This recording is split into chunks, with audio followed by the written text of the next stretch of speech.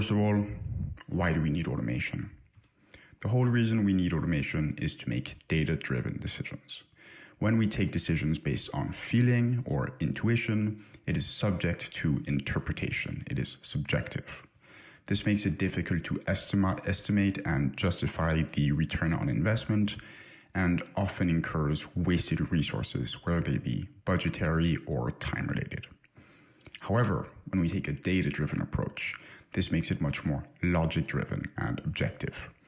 It'll improve your capacity to report and increase your visibility on ROI, as well as requiring fewer resources, human resources, budgetary, and in terms of time.